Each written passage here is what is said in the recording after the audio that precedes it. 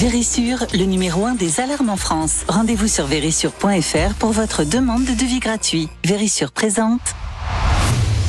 Sud Radio, parlons vrai chez Bourdin, 9h-10h, Jean-Jacques Bourdin. Les ingérences étrangères, notamment dans les départements et territoires d'outre-mer. Je ne voudrais pas que ça serve d'excuse. Gérald Darmanin a dit hier, il a accusé l'Azerbaïdjan d'ingérence en Nouvelle-Calédonie. Oui, il y a une ingérence de l'Azerbaïdjan en Nouvelle-Calédonie, il y a une influence chinoise, il y a, évidemment, c'est la géopolitique du monde aujourd'hui, mais il y a d'abord des problèmes locaux à régler avant de parler des ingérences. Bien, mais nous allons quand même regarder ces ingérences. Des pays étrangers sont à la manœuvre. Alors, pour parler de tout cela, Estelle Youssoufa est avec nous, députée Lyotte de Mayotte. Bonjour. Bonjour. Merci d'être avec nous. Bonjour, et puis Tigrane Yagavian est chercheur au Centre français de recherche sur le renseignement, auteur de Géopolitique de l'Arménie aux éditions Bibliomonde. Bonjour.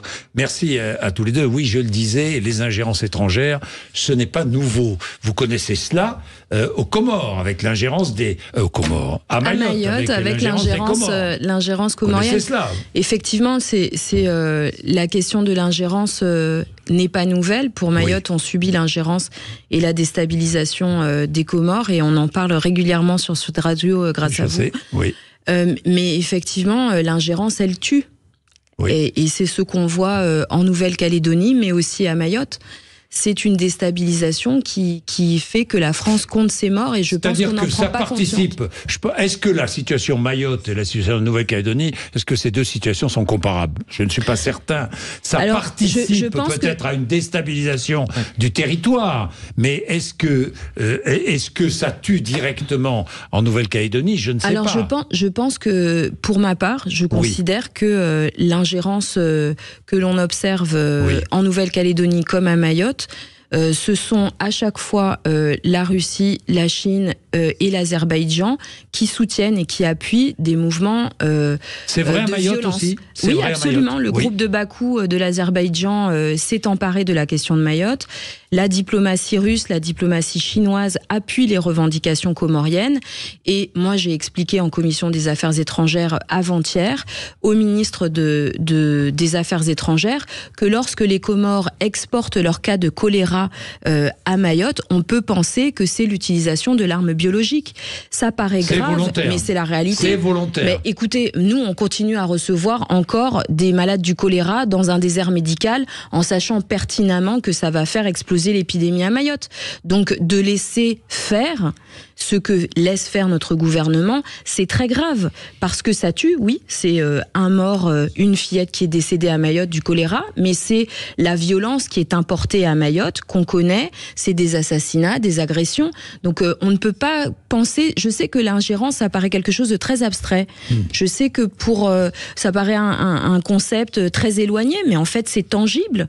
Quand vous armez non seulement idéologiquement, mais que vous alimentez la tension, que vous appuyez où ça fait mal, l'ingérence, elle ne crée pas les problèmes, mais elle les alimente. Elle nourrit la tension, et c'est très vicieux, mais c'est efficace, malheureusement. Bien, Tigrane Yagavian. On est dans le cadre d'une guerre hybride. Une guerre hybride que mènent les Comores, que mène l'Azerbaïdjan, qui était un des États les plus liberticides de la planète. C'est une dictature, quand même, qui s'est considérablement raidie, et qui est aujourd'hui engagée dans un partenariat stratégique avec à la fois la Russie et la Turquie, qui tous les deux ont intérêt à gêner, à déstabiliser la France sur plusieurs terrains, que ce soit en Afrique, mais aussi dans l'outre-mer. Les Azerbaïdjanais veulent aussi faire de la rétorsion contre le soutien politique, diplomatique et bientôt militaire que la France accorde à l'Arménie, son ennemi juré. Donc c'est une manière de répondre à la France qui n'est plus tout à fait neutre dans cette région du Caucase, mais qui ne soutient pas l'Arménie comme elle soutient l'Ukraine. C'est une manière aussi de comprendre que le maillon faible de la France, c'est notre outre-mer. Les Azerbaïdjanais ont essayé de faire de l'ingérence en France métropolitaine, ils n'ont pas réussi à gagner des points dans leur lobbying, dans leur diplomatie du caviar, avec bien sûr des succès qu'on connaît dans d'autres cas. Dans le cas des Nouvelle-Calédonie, c'est très très concret. Je veux dire, il y a un maillon faible et c'est pas nouveau. Ça date depuis à peu près 1 an et demi que l'Azerbaïdjan dépense de l'argent pour inviter des délégués ultramarins pour ces fameuses conférences qui s'est tenue à Bakou en présence de délégués corses, martiniquais, guadeloupéens aussi, polynésiens. Et ce que fait l'Azerbaïdjan très concrètement, c'est tirer profit d'un levier qu'elle a aux Nations Unies. Ce levier-là, c'est la direction du groupe des non-alignés. C'est quelque chose qu'elle a obtenu grâce à sa diplomatie d'influence. Et moi, je suis très inquiet pour la France parce qu'aujourd'hui, nous ne sommes pas suffisamment outillés pour contrecarrer ce narratif qui vise à nous déstabiliser complètement. Oui, je pense que c'est très important. La question de comprendre que les Outre-mer français sont pas le maillon faible, mais le point faible de la France, ça c'est très vrai. C'est-à-dire que la pauvreté structurelle, les inégalités qu'il y a dans les Outre-mer offrent évidemment un terrain qui fait contester les principes de notre République, qui fait qu'il y a une insatisfaction qui est légitime sur le terrain. La Nouvelle-Calédonie est sur une voie de décolonisation officielle, une décolonisation qui est engagée depuis plusieurs décennies, mais on voit qu'elle est à un tournant crucial, alors que sur la scène internationale, la France est-elle positionnée sur des enjeux qui sont durs d'affrontement, sur la question effectivement de l'Arménie, et là c'est l'Azerbaïdjan, mais sur la question de l'Ukraine. Nous, ce qu'on a observé, c'est pour Mayotte, dans la bouche du ministre Lavrov des Affaires étrangères, le sujet de Mayotte est arrivé quand la France s'est positionnée sur l'Ukraine. Et au fur et à mesure que le président Macron a pris des positions de plus en plus fermes, la pression s'est accentuée. Je vais donner des exemples concrets. Lors du mouvement social qui a éclaté en janvier et en février à Mayotte, on a vu apparaître sur TikTok, la même plateforme qui a été suspendue en Nouvelle-Calédonie, on a vu apparaître sur TikTok des vidéos qui reprenaient, construisaient un discours en modifiant le discours officiel avec des vrais faux dessins animés qui réécrivent l'histoire de Mayotte. Et sur les profils, des Poutine à l'aide, des drapeaux russes. Et c'est concomitant à un discours russe aux Comores, qui sont arrivés depuis plusieurs années, ça va faire 3 ans, où il y a une intensification des relations entre la Russie et les Comores, et qui disent maintenant officiellement offre de services de la Russie pour prendre le contrôle de Mayotte. C'est extrêmement grave. La Russie plus que la Chine. Et maintenant, c'est la Chine qui, cette semaine, s'est invitée sur la question à nouveau, parce qu'elle l'avait fait lorsqu'il y avait des tensions sur Hong Kong et sur Taïwan. Et là, elle est revenue sur la question de Mayotte. Parce que c'est sa zone d'influence. L'Indo-Pacifisme. Absolument. L'Indo-Pacifique, le canal du Mozambique pour Mayotte. Et c'est vraiment, je pense qu'il faut comprendre que cette déstabilisation, alimenter un discours, c'est très insidieux. Parce que les causes de l'insatisfaction dans les territoires ultramarins, elles sont légitimes, elles sont réelles. Il y a des vrais problèmes. Et il ne faut pas le nier. Mais par contre, rajouter de l'huile sur le feu pour la question pour le groupe de Bakou d'Azerbaïdjan, c'est construire des liens avec certains indépendantistes, a priori les financer, ce qu'on a vu. Mais pour Mayotte, c'est effectivement le groupe de Bakou qui s'est emparé dans ses documents écrits de la question de Mayotte. C'est pour la diplomatie russe et chinoise une offre de service, point. Et alors là, qu'est-ce qu'on entend? Est-ce qu'on entend une offre de service diplomatique, militaire? Il faut vraiment prendre ça au sérieux. Et pour nous, à Mayotte, on est, et là je vous rejoins, assez inquiets en fait de ce qu'on observe en Nouvelle-Calédonie, parce que ça nous envoie à nous un message de faiblesse de l'État qui est très inquiétant. Nous, on est attaqués à Mayotte au quotidien. Cette ingérence, c'est pas une abstraction. Tigrani Gavian. Comment se traduit aussi cette injurance? On a parlé de guerre hybride via le financement d'indépendantistes, de figures de militants, mais aussi d'une guerre électronique qui se trame, comme Madame la députée le souligne, sur les réseaux sociaux pour ternir l'image de la France. Nous avons un rendez-vous important, c'est les Jeux Olympiques donc cet été. Vous n'imaginez pas le nombre de fake news qui circulent via des faux comptes sur les réseaux sociaux par des Azerbaïdjanais, et malheureusement par la Russie, en coordination avec la Russie. La menace a été très clairement identifié par nos services. Donc c'est les punaises de lit. C'est relayé de l'intérieur en France. Les punaises de lit n'allaient pas en France. Les punaises de lit n'allaient pas en France. La sécurité, les Jeux Olympiques, les violences policières, tout cela continue à ternir notre image. Des Français qui relaient ça, malheureusement. Mais je vais vous dire, là par exemple sur l'épidémie de choléra. Si on suit qui sévit à Mayotte, si on suit la progression qui a eu lieu en Afrique de l'Est ou aux Comores, le pic de l'épidémie, il serait à Mayotte pendant les Jeux Olympiques. Comme par hasard. Moi je le dis, mais moi je le dis, j'ai alerté le gouvernement parce que je leur ai dit, je pense pas que vous compreniez le discours là de tout est sous contrôle, tout va bien. Nous, on va à Mayotte vers beaucoup plus de coupures d'eau. Le gouvernement n'arrive pas à mettre la main sur des vaccins. C'est-à-dire que tous les ingrédients sont là pour que l'épidémie continue à progresser. On a quasiment plus de médecins à l'hôpital. Donc, ces questions, elles sont structurelles. Et par contre, ça coïncide avec une couverture médiatique internationale qui sera extrêmement importante, puisque quand on voit la progression à côté dans les territoires voisins, il n'y a pas de miracle. Moi, je ne suis pas scientifique, et j'adorerais me tromper. Vraiment, je souhaite avoir tort.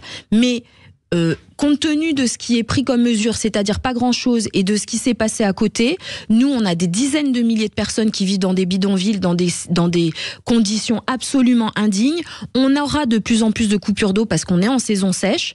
Eh ben, je vois pas comment est-ce que et on ne vaccine pas. Donc je vois pas comment est-ce que la pensée magique réussit à stopper une épidémie de choléra. Mais par contre, le pic, ce serait pendant les Jeux Olympiques, opportunément avec une couverture médiatique extrêmement importante. Et on voit déjà que ce qui se passe en Nouvelle-Calédonie est sous le feu des projecteurs à l'international. Et ça envoie une image désastreuse de notre pays. Mais pour nous, les populations concernées, c'est très angoissant. C'est extrêmement grave de voir notre pays qui peut être passif ou en tout cas sur la défensive alors que nous sommes attaqués. Bien, il est 9h44. On poursuit dans 2-3 minutes. Il faut que j'observe une petite page de pub, mais c'est passionnant ces ingérences, cette question des ingérences. À tout de suite. Vérissure, le numéro 1 des alarmes en France. Rendez-vous sur vérissure.fr pour votre demande de devis gratuit. Vérissure présente. Sud Radio, parlons vrai chez Bourdin, 9h-10h, Jean-Jacques Bourdin. Nous parlons ce matin des ingérences étrangères dans les départements et territoires d'outre-mer, mais aussi en métropole. Estelle Youssoufa est avec nous, députée LIOT de Mayotte. Et puis Tigran Yegavian, qui est chercheur au Centre français de recherche sur le renseignement, auteur de Géopolitique de l'Arménie aux éditions Bibi au Monde. Est-ce qu'il y a des solutions pour lutter contre l'ingérence étrangère, Tigran Yegavian? Vous avez plusieurs cas de figure, mais comprenez bien que l'Azerbaïdjan constitue pour le coup le maillon faible et pas le point faible d'un axe des dictatures. L'axe qui va de Moscou à Ankara et qui s'accorde en passant par l'Iran aussi au passage. Et par l'Iran et qui s'accorde sur le rejet de l'influence occidentale, sur l'affaiblissement de la France, sur ses valeurs universalistes. La France a plusieurs dispositions, plusieurs moyens. Parce que l'Azerbaïdjan ne comprend qu'une chose, le régime d'Aliyev, c'est le rapport de force. Tant qu'il n'y a pas de dissuasion, l'Azerbaïdjan va continuer sa politique terroriste contre l'Arménie après avoir annexé le Haut-Karabakh. Et ça, pour le coup, c'est un État colonial, l'Azerbaïdjan, puisqu'on parle d'une région qui s'est proclamée indépendante au nom du droit à l'autodétermination.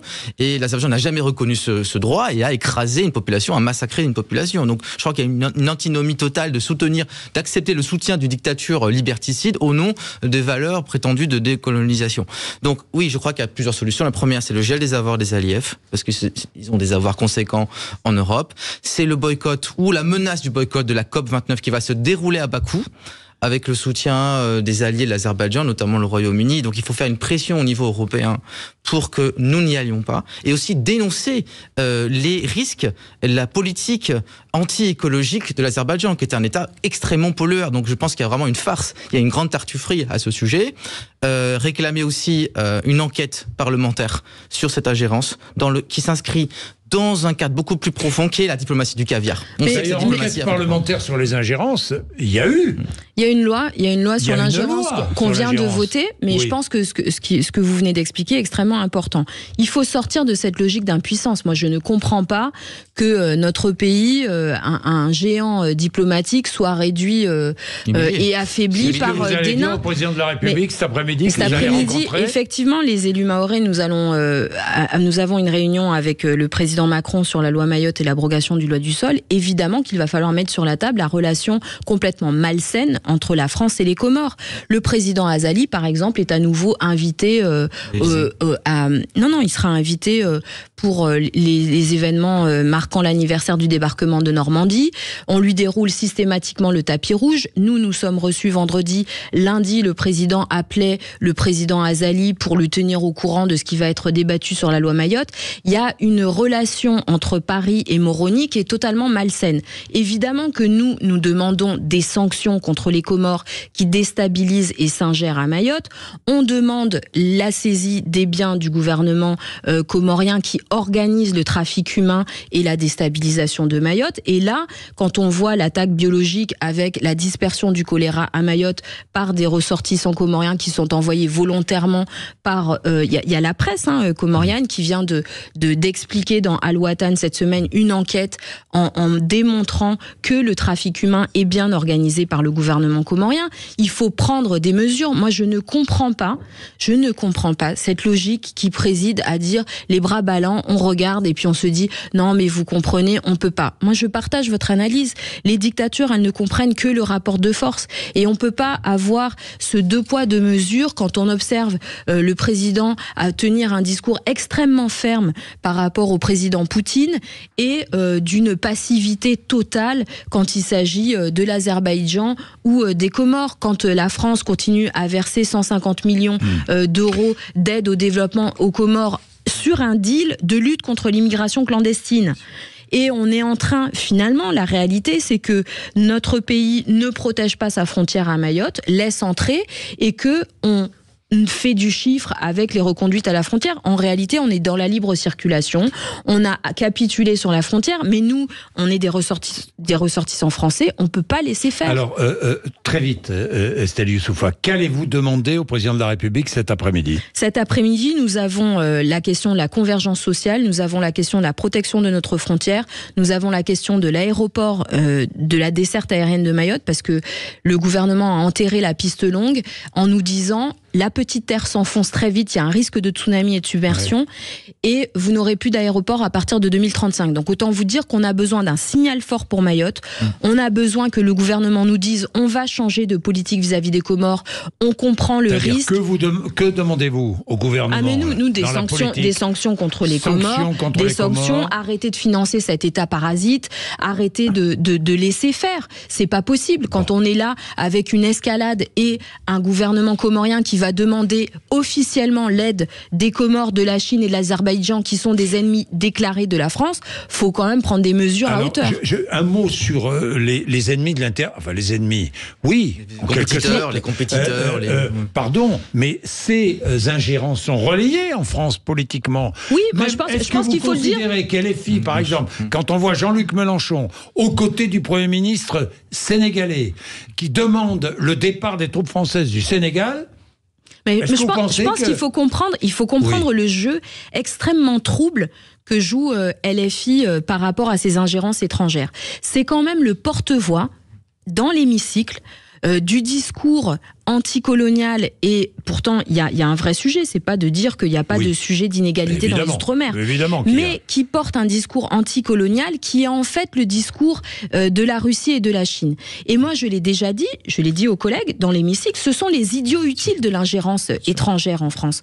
Quand ils sont en train d'alimenter ce ressentiment, de jouer les pompiers pyromanes, et on l'a vu lors du débat sur la Nouvelle-Calédonie en début de semaine, à relayer des positions extrêmement radicales qui ont alimenté la violence sur le terrain, c'est un jeu dangereux pour des questions politiciennes absolument honteuses, parce que aider les ennemis de la France, les défendre, parce que c'est à coup d'amendement, c'est pas juste des déclarations, faut être quand même très clair, c'est à coup d'amendement, c'est de l'obstruction, c'est éviter qu'on puisse s'armer contre cette ingérence. Estelle, j'ajouterai tous ceux qui relaient en France, et je pense à certains médias, et je pense à nous, c'est notre responsabilité de journalistes, qui relaient, par exemple, qui ont relayé l'histoire des punaises de lit, ou qui relaient en permanence pour faire peur à la population. Il faut de la lucidité. Un appel à la lucidité, c'est quoi ? On nous a déclaré une guerre, mais cette guerre, elle est hybride.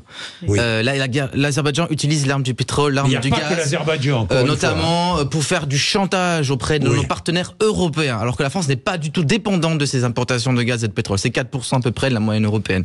Mais donc nous ne sommes pas dépendants. Non, ça ne nous concerne pas. Faut le dire. Mais voilà, ce qu'il faut comprendre, c'est vraiment ça, c'est que l'Azerbaïdjan profite de cette manne pour exercer du chantage au niveau européen. Mais donc les Jeux Olympiques, vous dites, il va falloir être très attentif.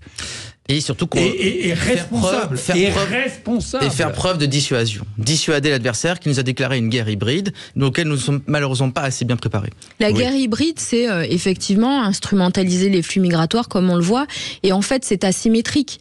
C'est-à-dire que quand je dis que l'ingérence tue, ou que je parle d'armes biologiques, vous vous dites mais c'est quand même des termes un peu gros, sauf que la réalité, c'est un pays qui exporte du choléra dans un département français qui est un désert médical, et il y a des morts. C'est l'immigration à Mayotte, c'est plus de la moitié de la population, avec des personnes qui tuent, qui agressent, c'est une déstabilisation. Et en fait, on comprend très bien que effectivement, nous ne sommes pas outillés à hauteur, nous avons peur de notre propre puissance, nous hésitons face à ces adversaires parce que le discours, il est très puissant, il est sur la misère humaine, il est sur le ressentiment historique, il est sur la culpabilité que peut ressentir notre pays, et c'est des outils qui sont décuplés par les réseaux sociaux, qui sont décuplés par les fake news, par l'intelligence artificielle, et c'est extrêmement grave. Et par des responsables politiques de tous bords. Et par des responsables politiques qui sont dans une logique électoraliste, qui sont dans une logique de campagne qui est dangereuse pour nos concitoyens. Bien, merci à tous les deux d'être venus nous voir. Merci à vous. C'est vraiment passionnant. Sud Radio Média, juste après les infos. Christine Bouillot et Gilles Gansman reçoivent le réalisateur Pascal Petit. Merci. Merci à vous. Merci à vous deux. Merci vraiment. Sud Radio, Parlons Vrai chez Bourdin, 9h-10h, Jean-Jacques Bourdin. Avec Vérissure, le numéro 1 des alarmes en France. Rendez-vous sur vérissure.fr pour votre demande de devis gratuit.